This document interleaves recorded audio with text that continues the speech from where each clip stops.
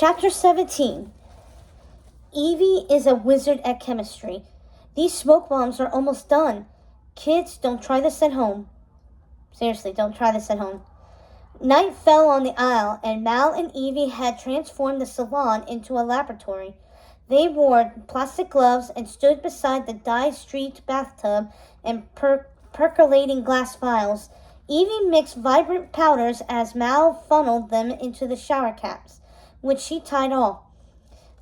Dizzy sat at her table crafting her fashion accessory. Evie picked up Dizzy's headband and held it over her head. How amazing would this look with my shredded tea and heart purse? Very amazing, said Mal sincerely. Right? Asked Evie. Yeah, said Mal. Take it, Dizzy told Evie, standing. Take a bunch. Dizzy, squealed Evie, overjoyed at her generosity. Dizzy grabbed a handful of barrettes, headbands, and wraps from her table and raced to Evie, who held open her red purse. Thank you, said Evie. It would make me so happy to know you were wearing something of mine in Oradon, said Dizzy, almost like me being there myself. Evie pulled Dizzy in for a hug and sighed. I wish I could take you with me. At least one of us had our dream come true, right? Said Dizzy with a smile. Mal dropped the last of the shower cap smoke bombs into her backpack, right alongside her trusty old spellbook. We gotta go. Evie and Dizzy looked at each other again. Then Dizzy bowed and skipped back to her table. Evie could barely take her eyes off Dizzy. Evie and Mal headed to the door with Mal's backpack full of smoke bombs and then turned back to look at Dizzy. They watched Dizzy open Evie's sketchbook and lovingly flip through it. She'll be okay, Mal assured Evie. Evie nodded. Yeah, she said quietly, but she could be so much more. Let's go, said Mal, reaching out. Okay, said Evie, taking Mal's hand. They ducked through the plastic panels and out the front doors of the salon. Mal and Evie made their way through the decrepit alleys of their childhood. Her arm linked with Mal's, Evie smiled at her friend as they walked down a dark lane. Do you remember coming here while our moms fought over the best way to poison a princess? Yeah, apple or spindle. That one was epic. That went on for actual days, Mal chuckled. Like it mattered, right? Said Evie. They were both undone by true love's kiss. Works every time, said Evie and Mal in unison, breaking into laughter. They slowed in front of the entrance to the bridge hideout. I really thought that's what you and Ben had, Evie said. She looked at Mal. Do you want to talk about it? Mal's smile vanished as quickly as it had arrived. I'm not coming back, Evie. Evie looked long and hard at Mal and unhooked her arm to face her.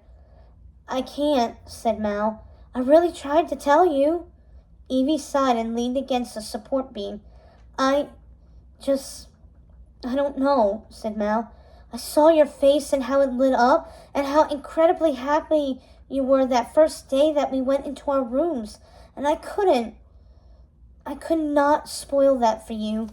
Mal remembered when she and Evie had first entered their dorm room at Oradon Prep. At the sight of the room, dappled in sunlight with the flowery curtains fluttering gently in the fresh breeze, Evie had squealed with delight as she took in their new home. But Evie had tried to hide her excitement to match Mel's disgust, and the two of them together had closed the frilly pink curtains and plunged the dorm into darkness. Mal knew that if Evie and she were to follow their hearts, what Evie wanted was light, while what Mal wanted was... Evie sighed. Well, if you're staying here, then I'm staying with you. No, said Mal, wincing. Evie, you are an Oradon girl, and I am, and will always be, the girl from the aisle. Mal picked up a rock and chucked it at the sign, and gestured for Evie to follow her up into the hideout. They ducked under the gate. Evie and Mal climbed the flights of steps. Evie stopped on a landing and looked out over the aisle. Mal stood beside her at the railing. They looked at each other, taking a moment to accept that in the end they belonged in different worlds. Each girl knew in her heart that they'd always still be with each other in spirit when the day finally came for them to part ways. They'd know then that they'd meet again, even if it was in the space between. Carlos and Jay had fallen asleep, waiting for the 3D printer to produce the wand. They sat side by side in chairs, and Carlos' head rested on Jay's. Jay lifted his head and smacked Carlos, calling out his name, and stood up from his chair. Huh? What? Carlos jerked awake, saw the wand, and bolted up. It looked exactly like Fairy Godmother's wand. It sparkled as if it were full of all the power of the real thing. Carlos lifted it up. Not bad, he said. Yeah, Jay said with a nod.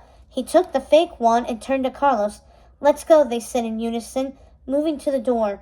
Dude bolted up from his doggy bed on Carlos's bed. Carlos turned to him. No, dude, you stay, he said. I'm serious. Stay.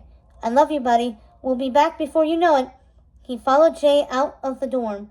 They ran down the hall and exited into the night. As soon as they cleared the front steps of the building, they bumped into Doug. Jay hid the replica wand behind his back. Hey, have you seen Evie? Doug asked them. Jay and Carlos exchanged a long look. She went camping, lied Carlos. Jay nodded. Evie, I want to live in a castle. Sleeping on the ground with no place to plug in a hairdryer? Doug narrowed his eyes at Carlos, then analyzed Jay's poker face. Jay and Carlos burst into laughter, shrugging. You know how spontaneous she is, Carlos told Doug, making light of Doug's concern. He laughed again, and he and Jay backed away from Doug. They had taken only a few steps when Lonnie stepped out from behind a stone column. She wore her roar uniform and carried a quiver of swords over her shoulder. I'm coming with you guys, she said confidently. What? We don't need to have swords at the Waffle Hut, Jay fibbed. Lonnie raised her eyebrows. You guys are going to the Isle to rescue Ben, and it's either you take me or I'm going to have to tell Fairy Godmother. Jay and Carlos glanced at each other and then gulped. After realizing they had no choice, they slowly nodded. Lonnie giggled and threw an arm around each of their necks, beaming her 100-wad grin. This is going to be great, she said as the trio went on their way. If only Lonnie knew what they were in for.